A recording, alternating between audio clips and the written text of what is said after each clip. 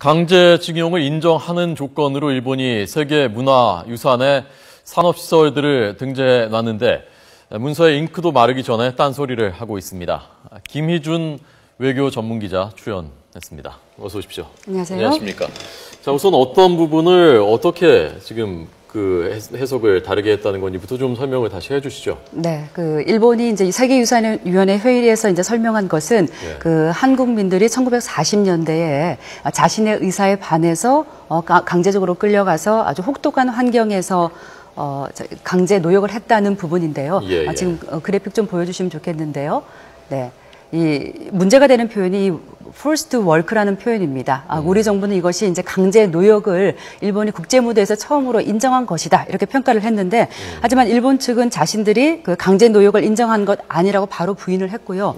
또 자국민들에게 국내에 배포한 비공식 번역본에서 그 일본어로 히타라카 사레타라는 표현으로 이제 바뀌면서 이게 일하게 됐다는 표현으로 해석이 되는데요. 저 부분이 그러니까 그 사토 군이 유네스코 주재 일본 대사가 회의석상에서 공식 회의석상에서 발언을 한 것이고 고뇌의 그 발언 내용이 그대로 등재 결정문에 주석으로 포함이 된 것이죠. 저 문장이 그대로 포함된 것이죠. 주석으로 포함된 것은 아니고 일본의 발언문을 이제 주목한다는 내용이 주석에 담겼고 일본의 그 발언문은 별도의 보고서를 통해서 볼 수 있게 연결이 돼 있는 겁니다. 네, 잠깐 다시 한번 해석을 좀 해보겠습니다. 저 영어로 되어 있어서요. 네.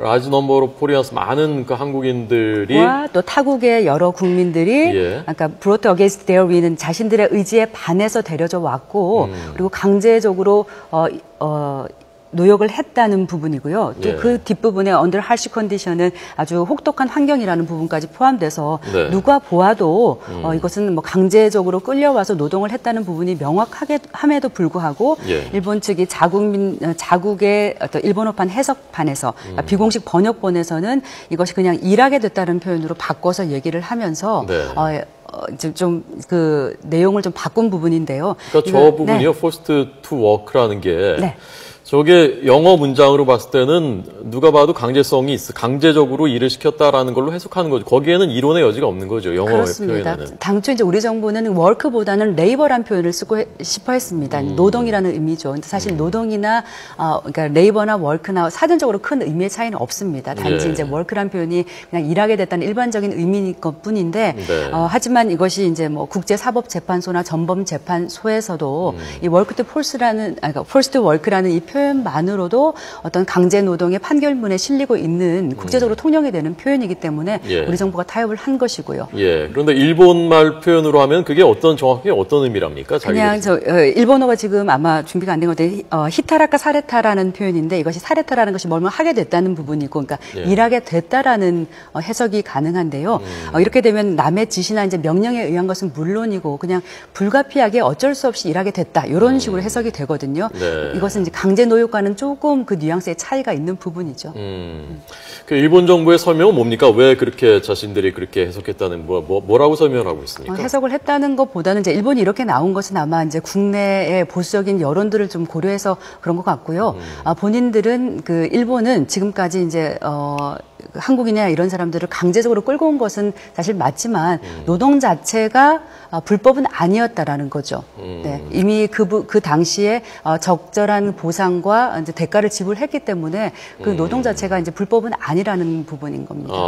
그러니까 그 당시에 일본 외무성이 어제 징용이 그 당시엔 합법이었다 그렇게 강변을 했다면서요? 네, 그 당시에 이제 일본은 국민 동원령이라는 법적인 근거가 있었고 거기에 따라서 전시이기 때문에 이제 한국인은 어떤 해당 국민들을 데려온 것은 맞다. 하지만 거기에 대한 우리는 분명히 봉급을 줬고 대가를 지불했다는 거죠. 그러니까 아까 영어로 봤을 때 데려왔다 그들의 의지에 반해서라는 부분은 그 인정을 했지만.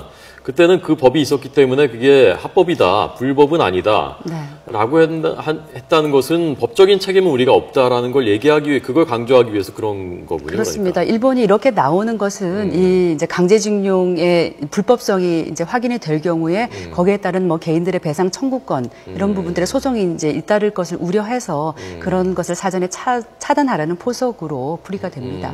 결국 그러니까 배상, 아주 그 종착점을 가보면 배상 문제가 걸려 있고 그걸 우리가 배상 이제 책임지지도 않겠다. 거기에 초점이 맞춰져 있는 걸로 봐야 되는 겁니까? 네, 그렇게 볼 수 있겠습니다. 기시다 후미오 외무상이 이미 한일 청구권 협정으로 다 끝난 문제다.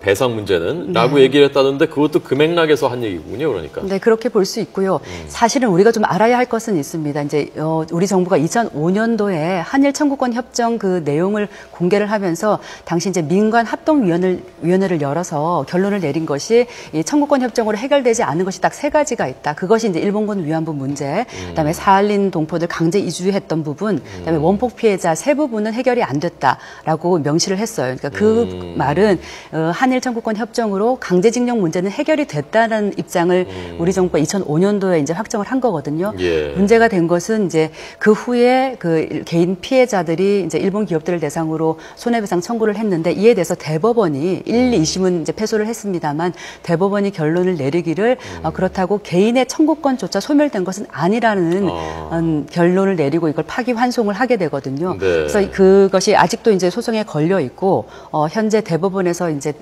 대항고심이 진행 중입니다. 예. 윤병세 외교장관이 어제 그 성과 나온 다음에 네. 이렇게 평가하지 않았습니까? 자, 한번 보시죠. 윤병세 장관의 말이요. 한일 간의 선순환적인 관계 발전의 계기가 됐다. 이번에 협상이 잘 돼서 서로 뭐 윈윈한 것이다. 뭐 이렇게 해석이 됐고 그래서 정상회담으로 갈 수 있는 어떤 초석이 된 것 아니냐라는 평가도 나왔었는데 어떻습니까? 이렇게 되면 이것이 큰 걸림돌이 될 수 있습니까? 아니면 뭐 짚고 넘어갈 수 있는 그런 문제라고 보십니까? 어쨌든 뭐 제가 보기에는 이제 한일 간의 좋은 분위기가 형성이 됐는데 일본 측의 이 같은 입장 때문에 좀 찬물을 끼얹었다고 볼 수 있겠죠. 예. 이 선순환 부분하면 이제 윤병세 장관이 계속 강조를 해온 부분인데 이제 세계유산 이 등재 문제가 잘 해결이 되고 이어서 일본군 위안부 문제 그다음에 8월 아베다마에서 좋은 메시지가 나온다면 한일 정상회담까지 가는 그런 선순환적인 구조를 만들 것이라고 했는데 일본이 이렇게 첫 단추였던 세계유산 이 등재 문제에서 좀 다른 해석을 내놓으면서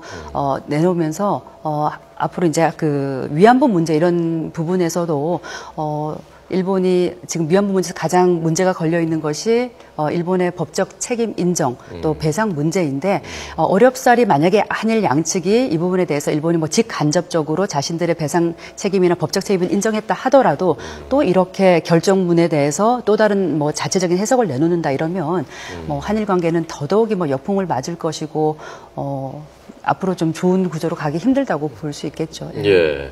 일본 이렇게 하는 걸로 봐서는 원래 어제 결정이 내려진 다음에 그다음에 그 시설들의 그 안내 센터도 만들고 뭐 안내문도 설치하고 그렇게 원래 돼 있는데 그것도 지킬지 안 지킬지 뭐 불투명한 것 아닙니까?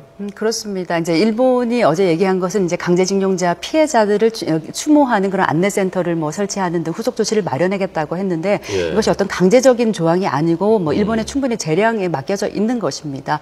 그리고 이제 일본 중앙 정부가 그렇게 결정을 했다 하더라도 어차피 지방자치 단체가 해야 되는 부분이고요.